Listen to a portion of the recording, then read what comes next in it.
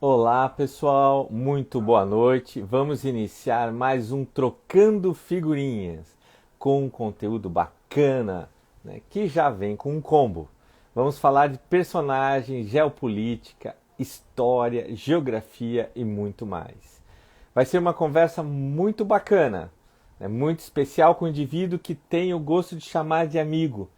É uma pessoa que admiro muito, que conheço já há algum tempo, né? E que escreveu o prefácio para a minha primeira tentativa como autor.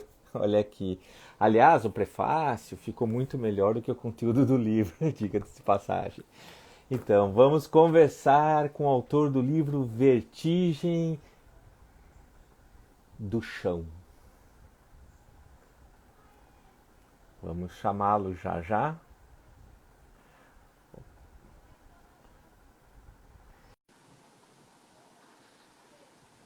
Aguardando em instantes.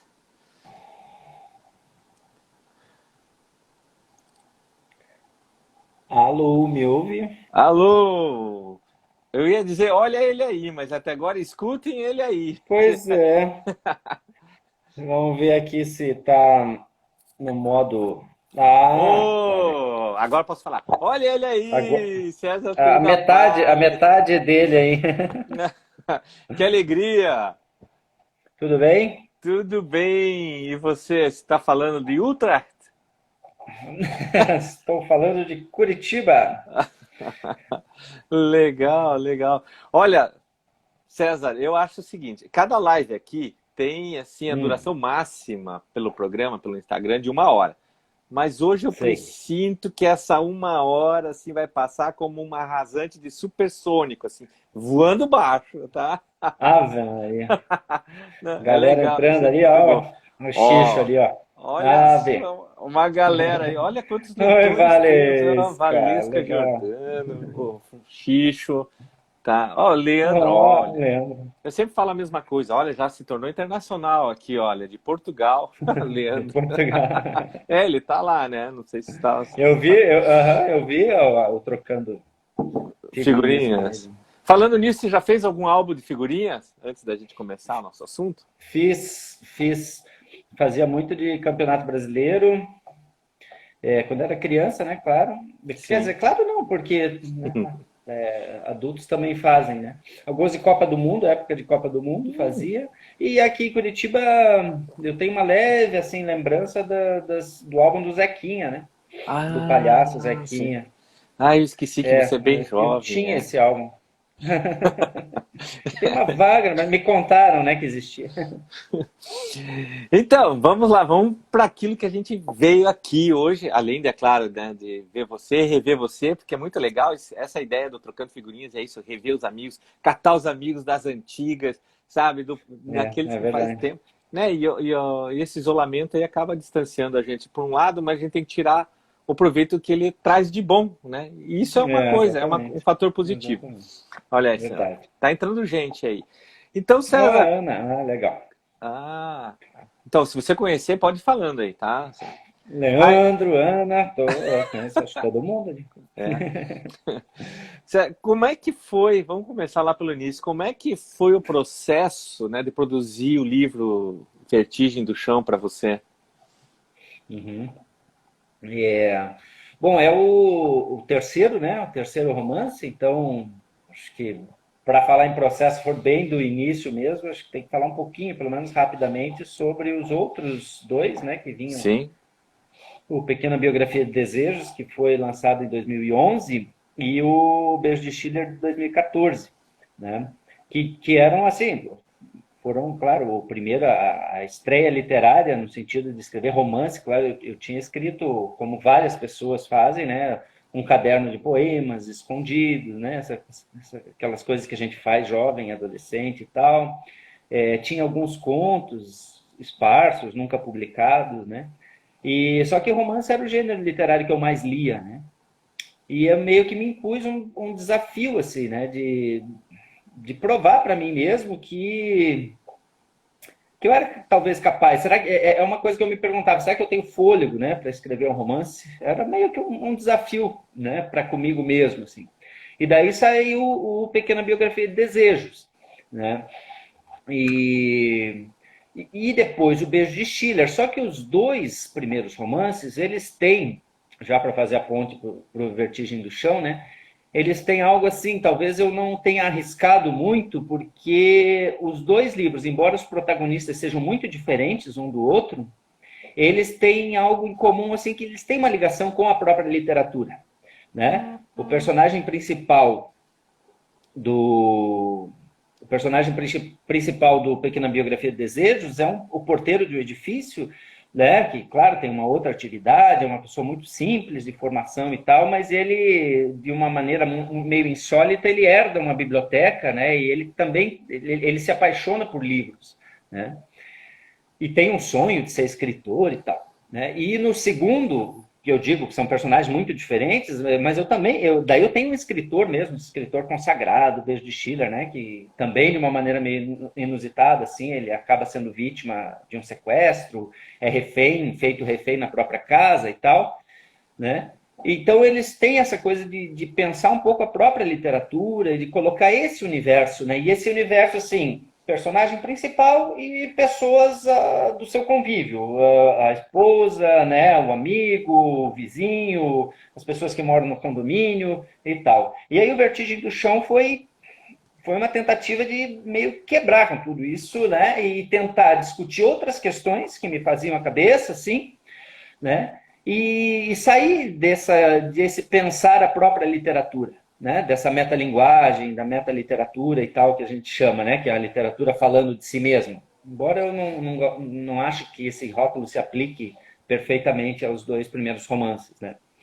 Então eu queria discutir outras coisas que já estavam rondando, porque tem um pouco daquilo, sem querer fazer misticismo, né, ou mistificar a atividade da escrita, mas tem aquilo um pouco de às vezes não é a gente que escolhe o tema escolhe a gente, aquelas coisas que ficam, né, rondando a cabeça, que ficam criando uma certa obsessão, né, na gente e tal. Então essas coisas do corpo, da territorialidade, né, das semelhanças e diferenças entre a fisicalidade do corpo, entre o corpo como território, né, como fronteira, mas também como ponte, enfim, essas coisas vinham de uma maneira meio nublada ainda e tal, mas elas ficavam rondando, né? Ficavam rondando. E daí eu pensei isso, não, vamos criar personagens muito diferentes, né? Daí eu crio um bailarino, um rapaz que é um atleta, que são dois protagonistas, né? Esse romance tem dois protagonistas.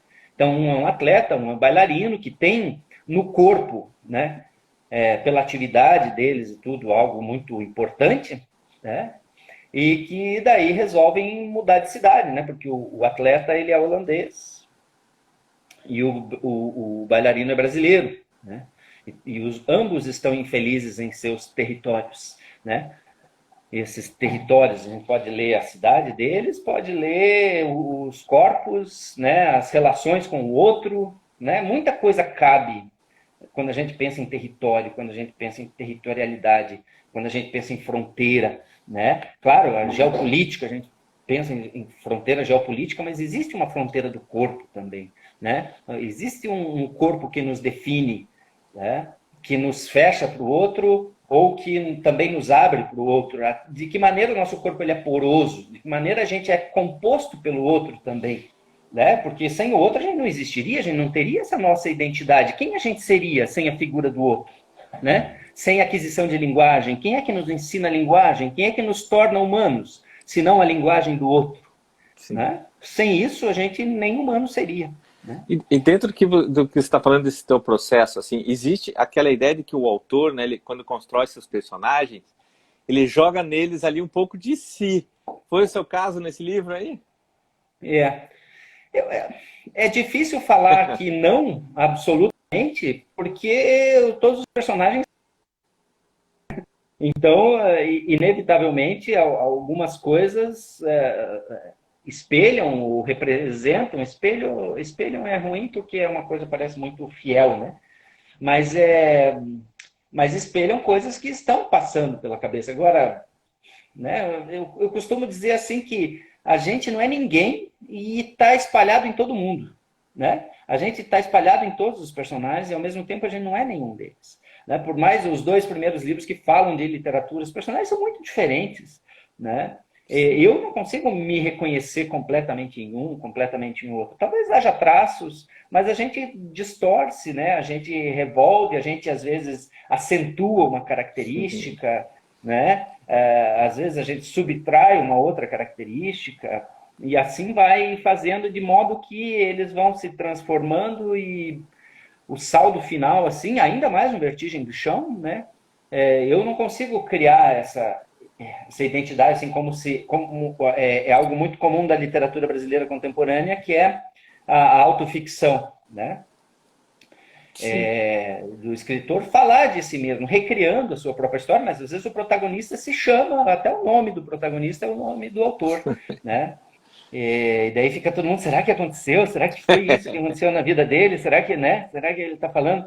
Então cria essa curiosidade, né? Mas eu até gosto, sabe? Eu acho que a literatura é uma possibilidade de você experimentar ser outro, né? Eu acho que se a gente for contar a própria vida da gente, também não vai sair fiel, né? Porque a nossa vida, a nossa memória é feita de recortes. A gente edita a nossa vida o tempo todo, né? Se a gente for recuperar como foi a infância, como foi a adolescência, vão vir algumas imagens, né? Vão vir algumas imagens das quais a gente se lembra, outras a gente enfeita um pouco, outras talvez nem tenham acontecido assim, mas é mais o meu desejo de que tivesse acontecido aquilo, então eu conto de uma maneira, mas que, né, não tem como saber. Então, eu acho que se eu fosse para contar minha própria vida, ela não seria fiel, né? Mas eu acho que a literatura de ficção, olha, né, a narrativa de ficção, ficção é o fingere, né? É o fingir, é a possibilidade de você experimentar ser outro, né? Experimentar ser outro. Eu acho que esse é um negócio muito rico. A gente, como leitor, a gente experimenta outras vidas, né? Como escritor, eu acho que também é uma possibilidade, né? De não falar só de si. Não tenho nada contra, né? Mas eu gosto dessa ideia. Como um bailarino gay, né? Com a situação terrível da cultura no Brasil e tudo mais, como é que ele seria um estrangeiro fora, né? Como um atleta holandês, também gay, né? Com toda aquela tradição de tolerância da Holanda e tudo mais, que é também questionada um pouco no livro, como é que ele viria num país, né? Como é que ele habitaria um país homofóbico, por exemplo, né? Como é o caso do Brasil. Então, todas essas questões me interessavam, né? E aí eu vou tentar ver isso, né? Vou fazer esse esforço. Sim, percebe-se muito bem que você fez um trabalho de pesquisa muito grande, né? Eu tive a oportunidade de visitar a cidade de Utrecht. Isso antes de você nascer, eu acho. Ou você estava nascendo. Mas você esteve lá, você conheceu a cidade, né? Foi curioso, porque a primeira vez que eu estive lá, eu passei um dia, acho. Eu nem cheguei a dormir lá, né? Eu estava visitando uma amiga que morava lá, brasileira, e ela estava numa cidade bem, mais no interior, assim, Wageningen, que é uma cidade universitária, né? E daí ela falou, mas de vez em quando eu vou para Utrecht, porque eu faço aula lá e tal, daí fui lá. E aí, o que aconteceu? Eu achei legal, bonita a cidade, tal, e ficou por isso mesmo, né? Quando eu comecei a pensar o livro, né, sabia que existiam espaços de dança, a Holanda é uma referência em dança contemporânea, né? Aí eu comecei, poxa, por que não se passar em Utrecht, né? E eu comecei a planejar o livro tendo estado um dia, sequer uma noite, né? Só um dia em Utrecht. Então foi meio engraçado, assim, porque na época do planejamento eu ficava com o Google Maps aberto, mapas, vendo ruas e tal, e ia meio que escrevendo assim, né? Mas depois eu fui para lá duas vezes, né? Uma me interessava muito e eu fui no verão, uma época, e depois voltei no inverno, né? E aí foi muito interessante, porque eu gosto de um certo registro realista, assim, sabe? Se você pegar o Vertigem do Chão e for para o Utrecht, você vai encontrar aquelas ruas, você vai encontrar aquelas praças, né? Então eu vi coisas que não deram certo, por exemplo, né? Pelo mapa eu descrevia o personagem sentado num gramado lá, olhando a vista tal. E quando eu cheguei lá, opa, não, tá cheio de árvore aqui, ele não jamais veria na vista que eu descrevi, né? Então eu fui fazendo todo o percurso depois e anotando mais coisas, anotando, né? Eu sempre faço anotações aleatórias antes de escrever o livro, antes de ter a ideia de enredo na cabeça, eu faço muitas anotações aleatórias, assim, né? Sim. Frases que me chamam atenção, imagens bonitas que me vêm, tudo sem conexão, sem nada.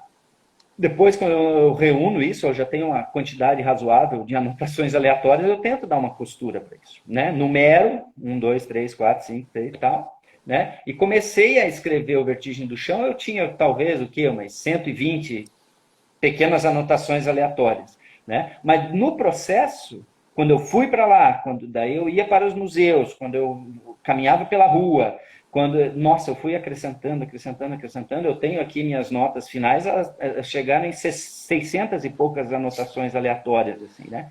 Que eu ia tentando encaixar, combinar, ver se serviam para o material ficcional, né, narrativo. A maioria serviu. Não, olha, né, agora você deve conhecer a cidade melhor às vezes do que o próprio habitante de lá, né? Às vezes acontece isso, né? O estrangeiro E eu, vai. é engraçado, exatamente, porque é engraçado, porque daí eu tive que fazer isso com Curitiba também, né? Porque eu criei um personagem que vinha de lá e passava por tais ruas e tal, não sei o quê, então daí eu fazia tudo isso, esse roteiro a pé e tal, eu ia, eu falava, nossa, o que será que é aquele prédio, né? Então na minha própria cidade eu também não sabia, acontece mesmo isso que você falou, né? Do estrangeiro chegar e acabar se interessando por algo que o nosso olhar cansado já do dia a dia, da rotina e tudo mais, já não presta mais atenção na cidade, né? Acho que é uma das funções da arte também, né? Reavivar o olhar, né? Para as coisas. Acho que não precisa ser um tema novo, um tema diferente. Os temas da literatura são os mesmos desde quando a literatura é literatura, né? Os temas são o amor, o ódio, a loucura, poder, inveja, cobiça, essas coisas todas, esses são os temas, né? Mas é a ideia de tentar, sei lá, olhar de um outro ângulo, tentar um outro ponto de vista sobre aquilo que já é tão batido para nós, né? Aquilo em que nós já não prestamos mais atenção. É duro ser curitibano e passear pela cidade, é difícil admirar a cidade, né? Às vezes, tanto olhar as coisas ruins, né? Tanto as mazelas, a miséria, tudo mais, que a gente também já passa batido, já não se né? Não se espanta mais, não se assombra mais, quanto as coisas bonitas. Às vezes eu vejo turista tirando foto na frente de tal coisa, eu falo, mas quem que está tirando foto na frente disso aí, né? Não tem graça nenhuma, coisa feia. É, por Né? Mas, exemplo, o egípcio lá no Cairo, ele vê a pirâmide assim, não, mas isso é um montado de pedras, né? Numa forma de um triângulo, será? Né? Mas sabe que isso, não, isso é verdade, né? E eu procuro justamente nesse olhar. E para ampliar esse olhar, é legal quando você recebe visita de fora, que você vai mostrar a uhum. cidade, né? Aí você vai fazer, vai em pontos assim, puxa, daí você vai começar a pesquisar, né? Dependendo do teu amigo, ele gosta de Isso. jazz, você. Para não passar vergonha, se, né, vai, o É, que que ó, agora você revelou a razão, né? Não ia falar chegar lá nisso aquela tudo. praça ali, será que é de 1600 ou é do ano passado? Não sei. É igual um colega seu escreveu um livro muito que ele falava da Pracinha do Amor, né? Pracinha do Amor. E daí o nome da O praça. Pelanda, né? Isso, é o Pelanda. A Santos Dumont. Agora eu passo por aquela praça e tenho uma visão diferente, né? É. Lendo a obra dele, que se passa muito ali, né? Usa aquilo como cenário. E Nossa, mas, ele morou muito tempo ali, né? uhum, Então, nossa, ele descia ali e ficava passeando. Agora ele se mudou. é. Tá Pô, mais até. aqui perto do Círculo Militar. Ah, então tá. É. E você está onde? Em que bairro de Curitiba? No AU? Ah, no AU. Tem a Uhum. motocicleta ainda? Uma curiosidade pessoal, né? Tenho. E a Ninja? A ninja, A essa vai ficar, acho Ninja. que vai morrer comigo. Não, é o que eu digo da Shadow, da minha sombra lá, Uhum. tá? Então, eu tinha te perguntado justamente isso, né? Quando você escreve um livro, se você fala um pouco de você mesmo, né? Um pouco de si, se o autor fala um pouco de si, mas também tem há um diálogo entre você e a sua obra, né? Pelo que você falou, aparentemente tem que haver um diálogo, né? Há uma interface. E no caso dessa obra, Uhum. Uhum. teve um Porque eu momento que ela acho que discutiu com ela. você, argumentou, não, César, não Ah, quero que você vá por aí, tem que ir por lá, é. né? Acontece isso? Porque eu acho que assim, se a gente for pensar na nossa vida, né, a gente nasce, a gente já nasce um pouco pré-determinado, um pouco, né, determinado pela nossa classe social, pelo país em que a gente nasceu e tudo mais. Mas, né, a gente novinho, a gente tem um mundo muito aberto ainda, né? à medida que a gente vai vivendo e fazendo escolhas, as opções elas vão, né, se fechando um pouco mais, né? Tem uma série de coisas que agora eu, com a minha idade, por exemplo, não vou voltar a fazer, né? Não posso mais voltar a fazer, talvez, né? Então, eu sou fruto das minhas escolhas, eu sou eu e minhas circunstâncias, como dizia Ortega y Gasset, né? Eu sou eu e minhas circunstâncias. Então, claro, eu tenho um certo poder de decisão, mas não total, né? Porque o mundo aí fora, ele está nisso que você está perguntando, nessa relação com a gente, né, o tempo todo. E eu acho que com a literatura acontece um pouco isso, né? Você tem a folha em branco, né? Claro, antes de você ligar um Word e falar, né, abrir um documento novo, vou criar um romance, no meu caso, pelo menos, tem todo um planejamento por trás. Já escrevi bastante, já tem bastante coisa anotada e tal. Mas quando você abre lá um novo documento e a página está toda em branco, então ali cabe qualquer coisa, né? Você Sim. pode criar tudo. Alguém já disse que você não escreve o livro que você quer, você escreve o livro que você pode, né? Isso é bem bom também de pensar. Mas à medida que você vai colocando realidades, né, na página, você vai fechando possibilidades, né? Pois é. Então, por mais, às vezes, o personagem é dessa maneira, ele agiu dessa maneira, né? Vai ficar muito estranho depois eu dar uma guinada, né? A não ser que vá para os caminhos da literatura fantástica, né?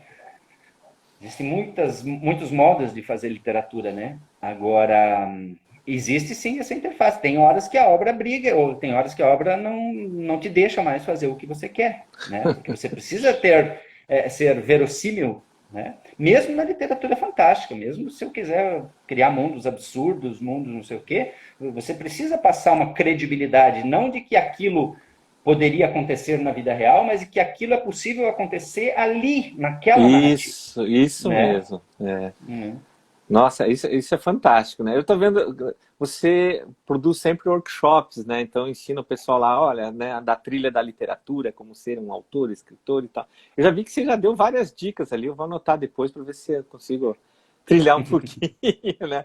A gente Pois vai é, agora com captando. essa pandemia eu não entrei nessa de dar oficinas online, né? Online. Até podia Aham. pensar nisso, porque É, eu até o é ano passado realmente acontecia muito. Agora tem essa facilidade também, né? De poder pegar pessoas distantes e a gente trabalhar com oficina.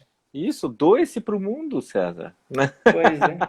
Tá, olha, se tem uma participação assim do Xixo, eu sempre falo isso, que eu gosto de ler as participações, porque o Instagram ele não salva, né? Ele não salva. Então o Xixo falou, Aham. genial essa terceira obra transespacial, né? Vamos ver É aqui. é uma transa bem espacial, né? Que eu- A Michelle Barreto ali, eu lembro, eu conheci esse que o Da Vinci fala também, né? A gente não termina uma obra, a gente abandona. Se você me permitir, eu queria comentar isso, porque, claro, de fato, né? Eu planejei muito, tal, e aí escrevi uma primeira versão. E eu não sou desses que vai escrevendo e já vai limpando, vai polindo, vai não sei o quê. Ó, o que que eu escrevi ontem? Deixa eu aqui arrumar. Não. Eu vou escrevendo porque eu quero chegar lá no final, né? E depois, então, quando eu termino uma primeira versão, por exemplo, eu imprimo tudo. E aí vamos começar esse trabalho de limpar, de cortar às vezes páginas inteiras, às vezes ficar 3 minutos pensando se aquela vírgula fica melhor com, fica melhor sem, né? Se dá mais ritmo assim, dá mais ritmo assado, né? Então, daí eu vou. A primeira versão do Vertigem do Chão é muito raro você ter uma linha sem uma mexida, né?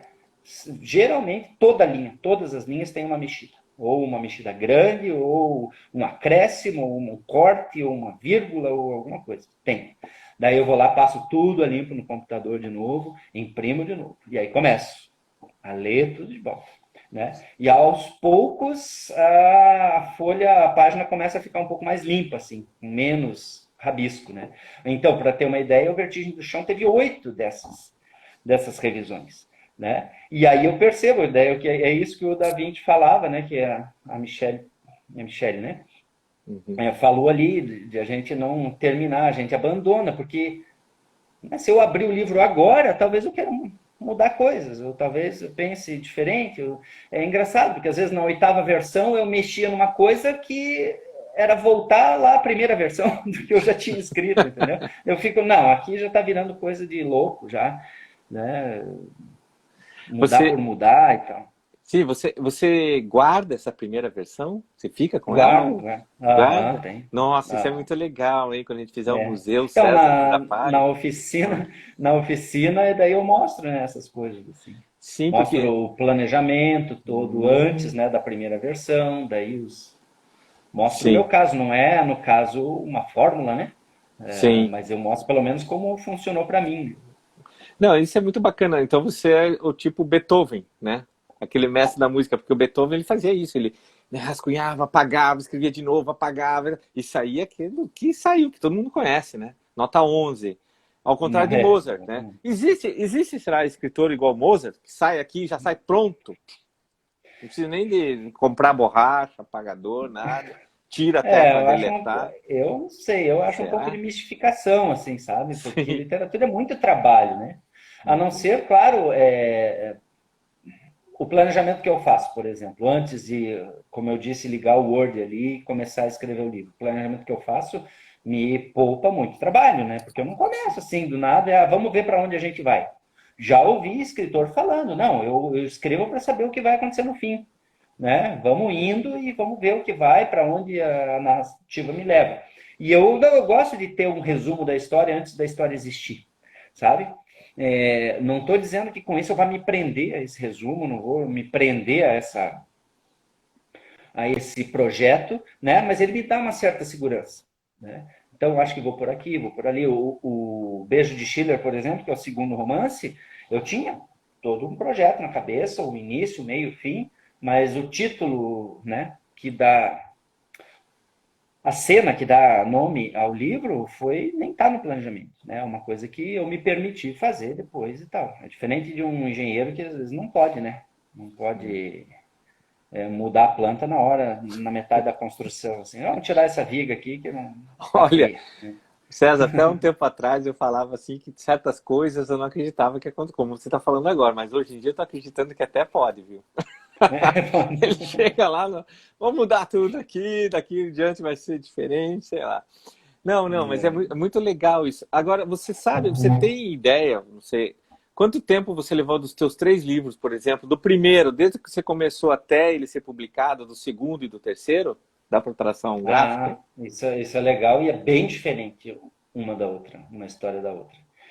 O primeiro livro é aquele, não, eu quero, né, me provar e tal, se eu sou capaz. Então, eu escrevi, por exemplo, umas 30, 40 páginas, mais ou menos, do primeiro e abandonei. Né? Abandonei por, sei lá, uns 3 anos, 4 anos, né? No mínimo. Né? E aí ficou aquilo e depois eu falei, não, vou retomar isso, vamos escrever e tal e tal. E ali eu tive uma grande lição, assim, né, que é da importância da disciplina Disciplina, para né? escrever um romance, né? Porque os gêneros eles são muito diferentes e cada um tem a sua dificuldade, né? Mas às vezes é possível você escrever um poema, né? Ali, embora tenha aqui muito trabalho de linguagem e tal e tudo mais, mas o poema ele se faz muito de sacadas, né, de insights e tal, e ele pode ser composto um poema ali e depois você vai compor outro poema depois e depois. O romance ele tem um pouco isso de não, eu não posso perder essa história do trilho, né? Eu já coloquei ela num trilho. Como é que eu vou 3 anos depois recuperar isso? E eu vi a dificuldade que eu tive. Depois eu tive que cortar muito, muito, porque a primeira parte não estava com a Uhum. mesma voz narrativa, o narrador era um pouco diferente, ele já não soava, né? Então eu tive muita dificuldade de unir as duas partes, assim, né? E daí eu pensei, não, quanto mais regularidade, quanto mais a gente conseguir escrever e tal, né, com frequência, aí isso foi muito, muito importante para mim.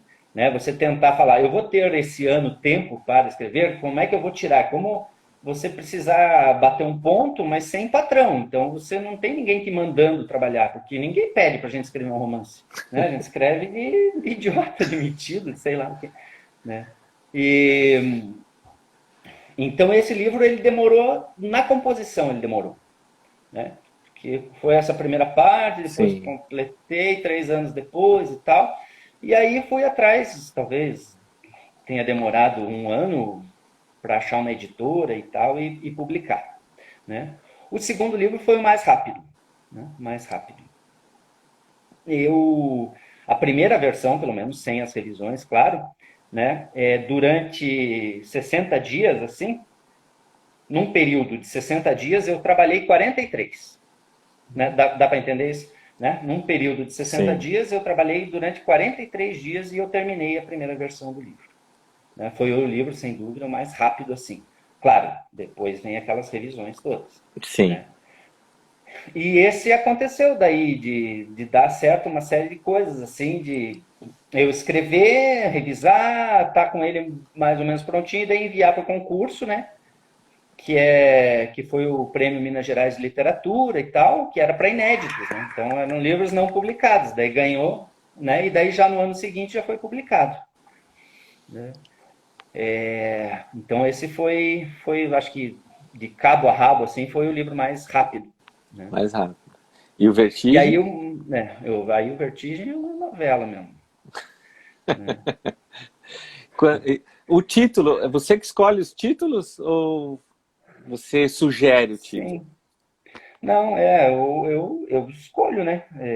Geralmente eles vão aparecendo da metade para o final, assim, né? É.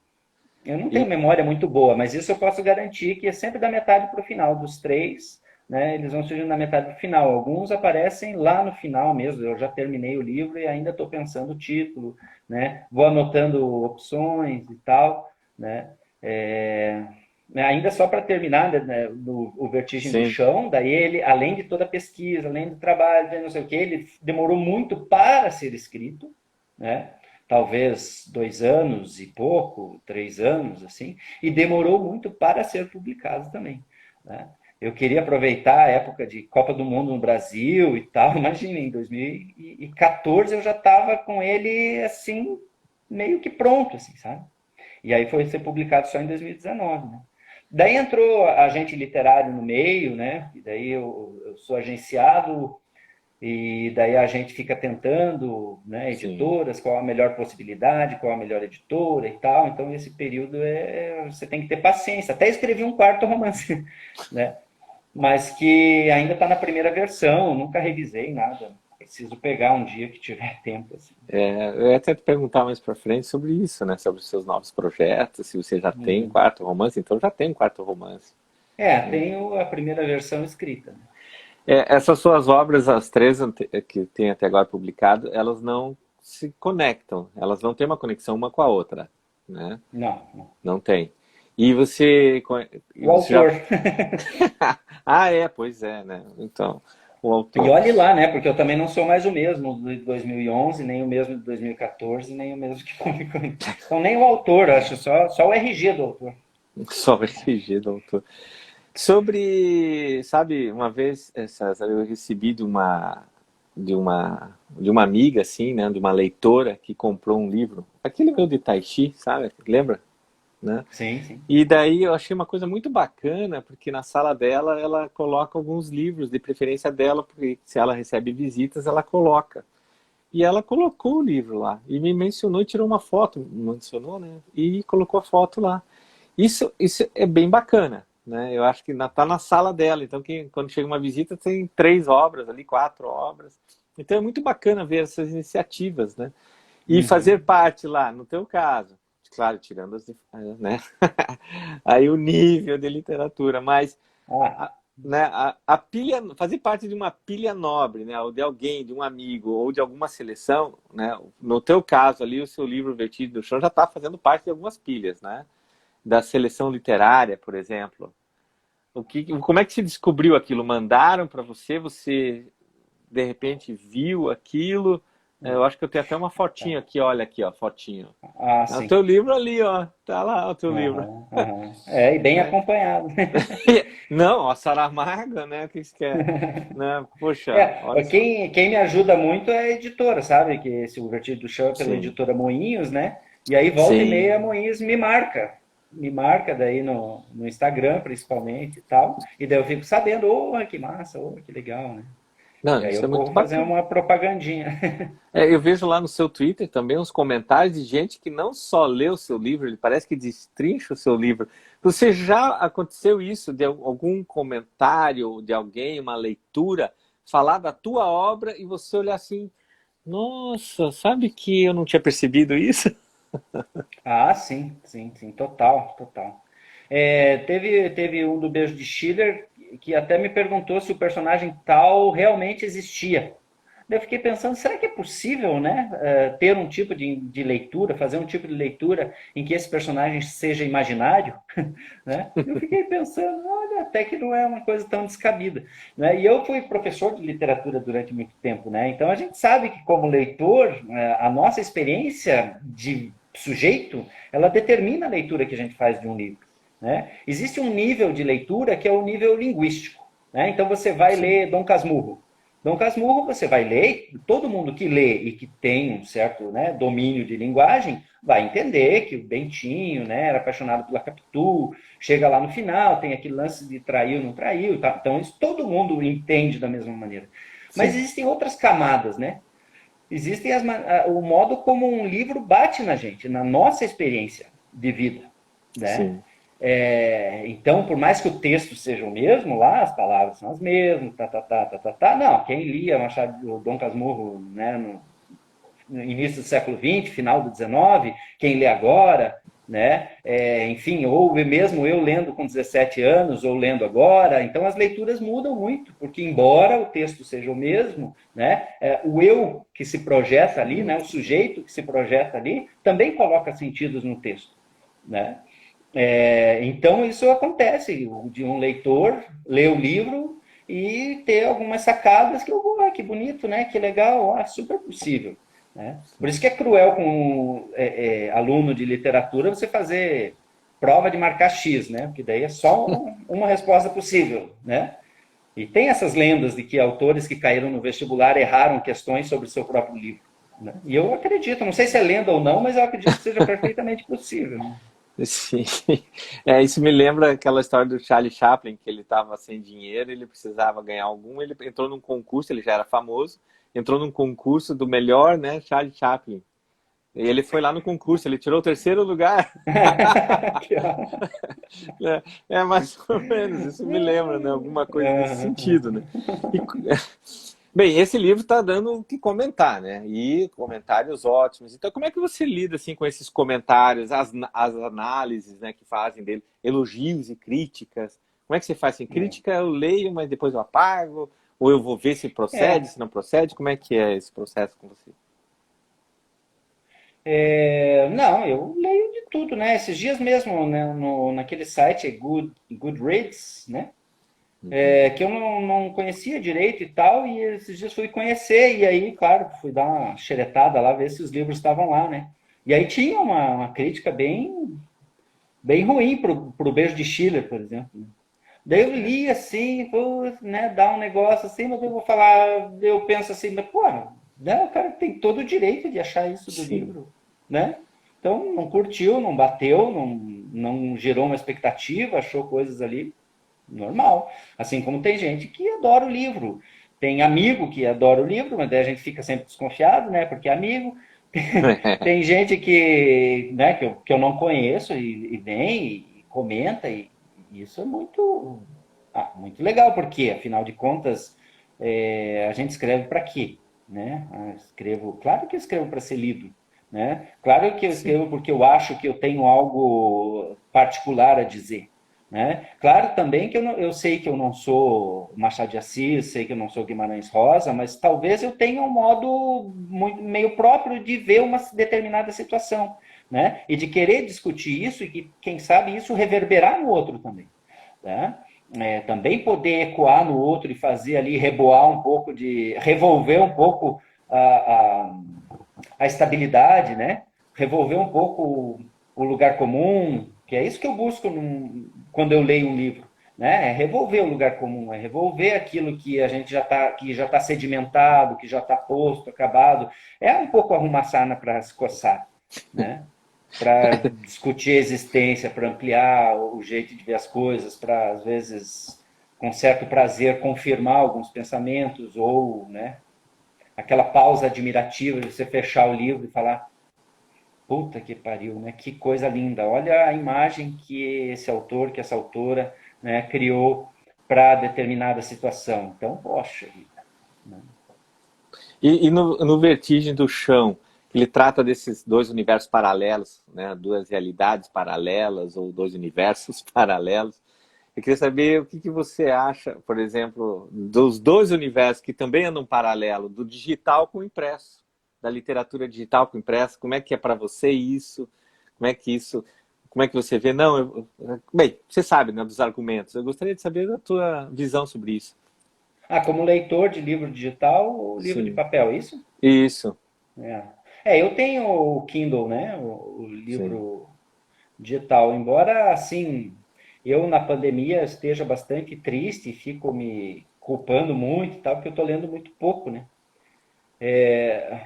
Mas hoje eu posso dizer que eu leio pouco de maneira dividida, assim, né? Acho que no Kindle eu leio pouca literatura, estou lendo mais psicanálise, que é uma outra vertente agora para a qual estou seguindo, né? Estou estudando e tal. Né? E a literatura ainda, acho que, não sei se eu migrei totalmente para o Kindle, sabe? Mas Uhum. gosto, acho que tem muitas vantagens e também tem algumas desvantagens, né? Sim. O folhear mesmo, não sou desses assim saudosistas do cheiro e tal, isso eu não tenho muito, né? Mas folhear o livro, ir mais rápido lá para frente, mais para trás, sei que tudo isso é possível no Kindle, mas falta um pouco a fisicalidade com a qual eu me acostumei, né? Desde pequeno, desde adolescente, pelo menos, porque eu não era um grande leitor na infância, assim. Então, acho que tem vantagem e desvantagem, e né, você vê isso aí atrás, né, tem vantagem e desvantagem. Ah, arrumei esse cenário aqui, porque esses dias fui fazer uma live, né, ficou feio, né, eu estava lá num lugar muito feio, então,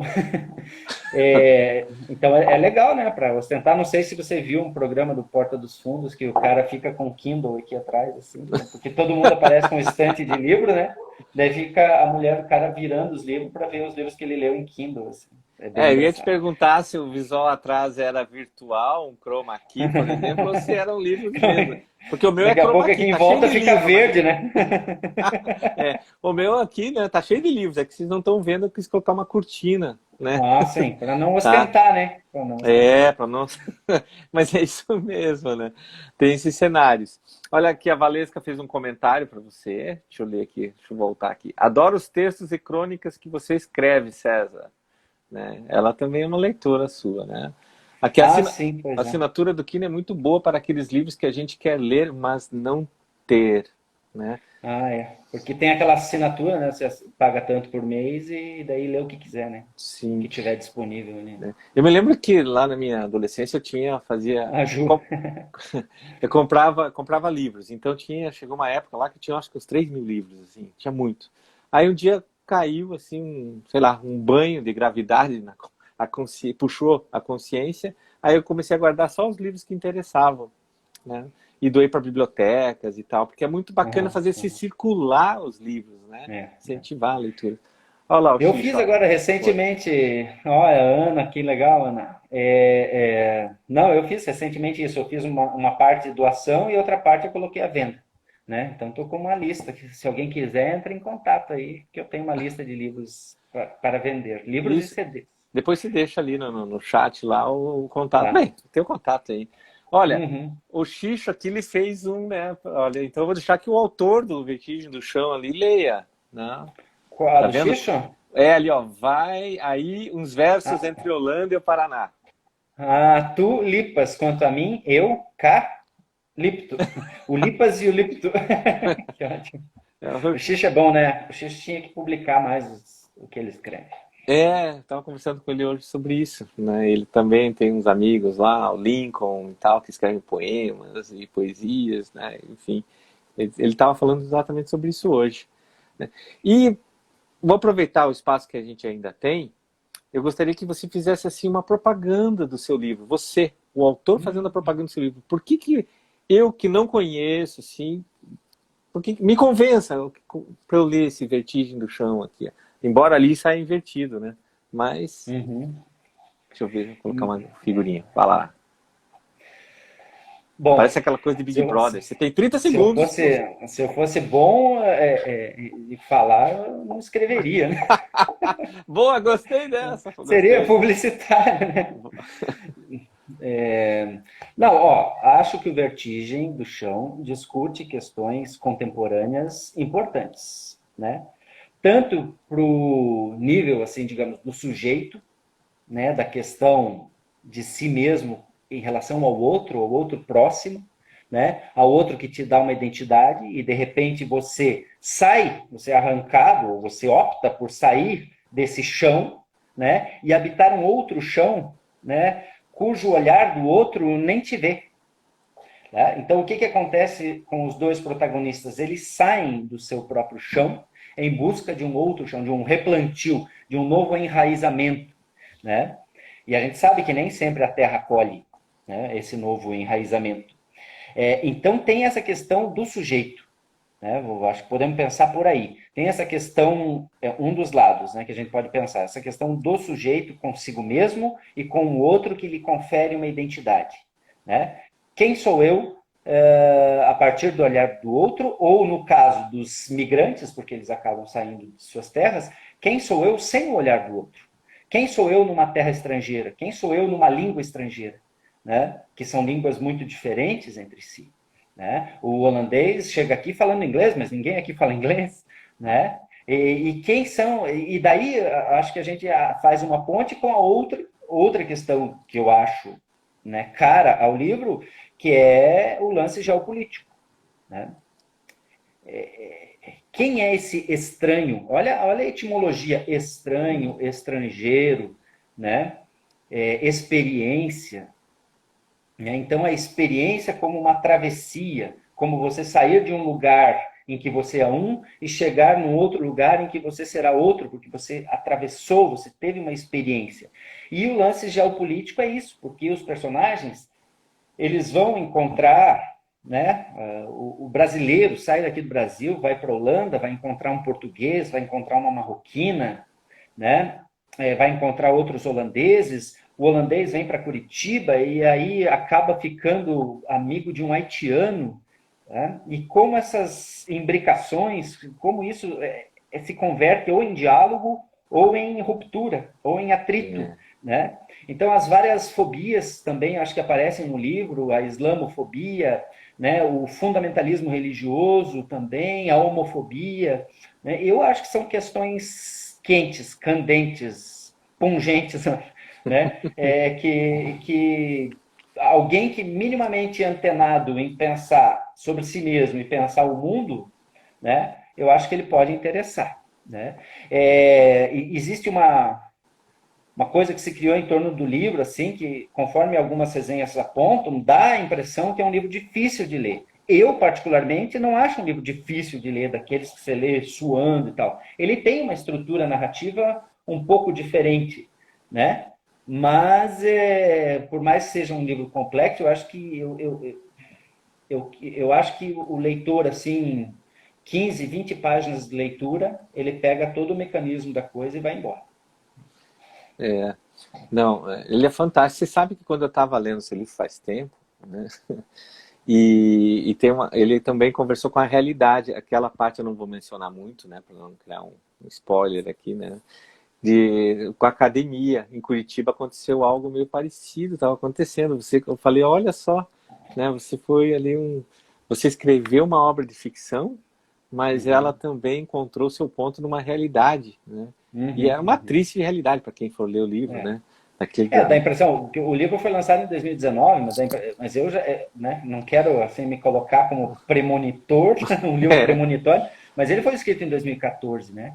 Já pensando nessa polarização, nesse lance de, né, do que vai dar disso tudo, e tem muita coisa se confirmando no Brasil e também na Europa, né? com atentados também Pois com é. intolerância religiosa, com a generalização, afinal de contas, há fanáticos religiosos, isso é um problema sim, mas não são todos, porque existem mais de 1 bilhão de islâmicos, se todos fossem fanáticos religiosos e terroristas, É. né, o mundo estava perdido, né? Então é isso, né, que deixa todo mundo meio em choque. Assim. Eu fico pensando, existe limite entre ficção e realidade, afinal de contas? É. Existe, ou elas vão se influenciando, ou Eu às acho vezes que inverte. por mais que você crie um universo, digamos, totalmente fantástico, totalmente em outra realidade e tudo mais, eu acho que você vai. Por que você encontra leitor? Né? Porque aquela narrativa vai encostar, vai tocar em alguma coisa em você, vai provocar uma questão em você. Né? Por isso que a gente lê.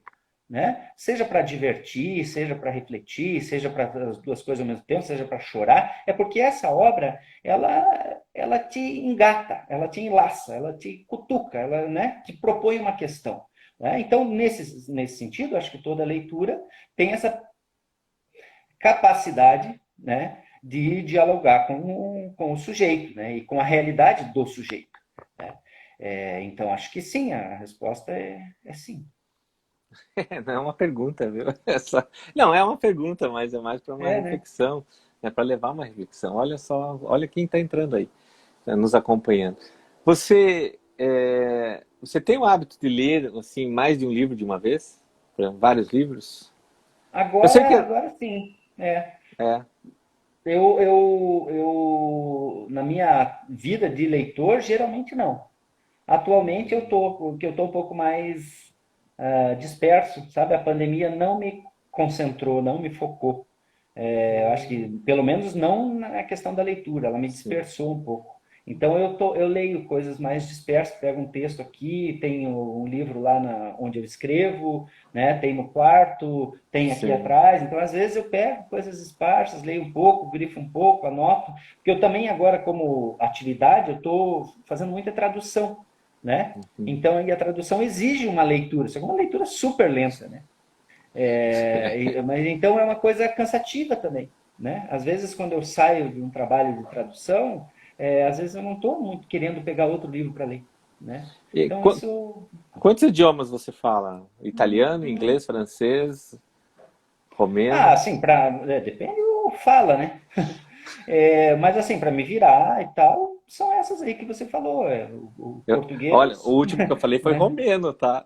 Romeno, É, não, não. não, Embora haja muita semelhança, é uma língua neolatina é, também.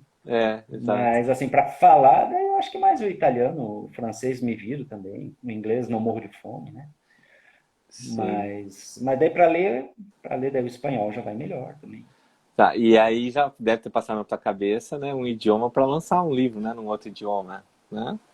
Você preferia uma Uhum. tradução ou escreveria direto no idioma? Ah, não, daí é tradução, né? E existem escritores que até fazem da limitação, né, de você não reconhecer ou não conhecer perfeitamente um outro idioma, como uma fortaleza, assim, né? Você trabalha com uma linguagem muito mais restrita, muito mais enxuta, muito mais, né? Há casos de escritores que tem um húngaro, eu não vou lembrar o nome dele, né, mas que migrou para o Canadá e daí começou a escrever em inglês direto, mesmo sem saber muito de inglês, né, Uhum. escreveu e ele achou que foi um grande aprendizado, né? Agora, geralmente o tradutor ele traduz para a sua língua materna, né? Então é do italiano para o português, é muito diferente de você chegar do português para o italiano, né? É diferente. Porque fazer traduções é um trabalho de Hércules, né? Porque você tem que entender bem Depende a muito do cultura. livro e tal, né? Eu tenho uma obra que eu tenho no original em inglês e a tradução em português, né? E você vê que às vezes a pessoa, o tradutor, por não conhecer, né, a cultura ou talvez a maneira como o escritor, o autor quis se expressar, aí em português tinha outra conotação, né? Então você olhava assim, Uhum, não era uhum. isso que ele queria dizer, né? Então ser intérprete também é mais complicado ainda, né? Porque na hora que você Nossa Não, na hora, isso aí eu acho que eu ficaria muito nervoso. não é. E tem que ter boa memória, né? Porque às vezes a pessoa anda a É, falar, você para de falar aí, né? E tem toda essa questão cultural também, né? Que abarca isso, né? É. Então, eu tinha te perguntado se você, justamente por causa dos idiomas, né? Se você tem o hábito, por exemplo, no meu caso, eu tenho livros em vários idiomas para manter o idioma, porque eu não converso muito, né? Uhum, Então uhum, tem lá um de ficção em italiano, um romance em inglês e tal, para manter aquilo vivo. E sem a uhum. preocupação de ter que ter aquela disciplina na leitura em relação a isso, porque ele tem uma outra função. É, E, é. e os teus alunos, eu queria saber como é que está o mercado brasileiro nesse sentido. Como é que você sente isso, tá? Como é que, De, assim, se mas dedicar a... alunos ou... Não, dos Ah, alunos da literatura, né? Dos teus workshops que você fez, realizou. Como é que é se dedicar à literatura num país que tem poucos leitores, né? E você tem, é. né? Você tem alunos e você tem que levar isso para eles também, né? Mostrar essa... É, Eles... varia muito, né? Eu já dei oficina assim para 20 pessoas, que é uma turma boa, até grande demais, e já dei oficina para um, né? Chegar lá, tem um aluno, né? Então já tive todas essas experiências. Então uma coisa muito assim que salta aos olhos é o número de alunas, né? Tem muito Ah, mais é? mulheres tentando escrever ou interessadas, né, numa oficina de literatura do que homens, né?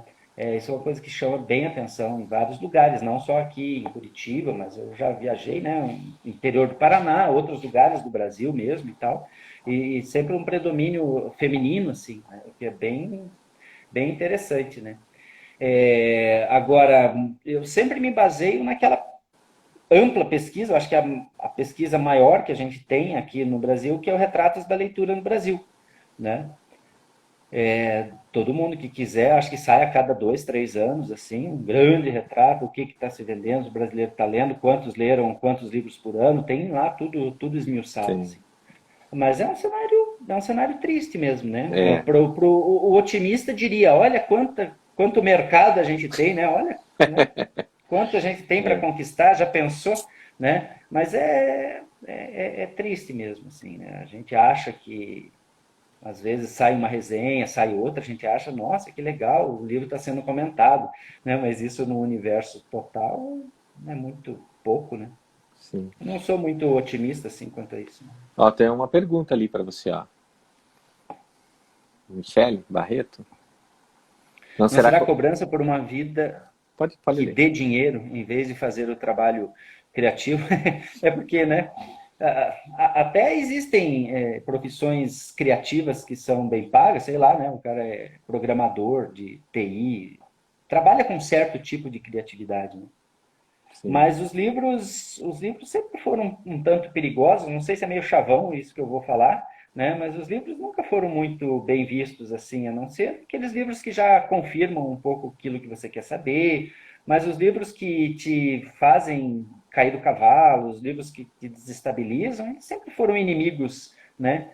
Do sistemão, né? Do establishment, né? Então, não à toa, os períodos mais tirânicos, ostensivamente tirânicos, abertamente, explicitamente tirânicos, na maior cara de pau queimavam livros, né? E outros mais, assim, de uma tirania mais escondida, mais escamoteada, né? Simplesmente não valoriza, né? Não Pois valoriza é. e Que, dane-se, né? que é, Tem ali um guetozinho, uma igrejinha que lê um pouco de livro, mas esse pessoal não incomoda muito pouca gente, né? sim. Você falou justamente de queimar livros. Existe o queimar físico, né, do fogo mesmo, e o queimar justamente colocando ali, jogando para fora do universo, né, tirando aquela, fora de órbita, levando o livro Uhum. para, ou desmerecendo, né, a leitura, É.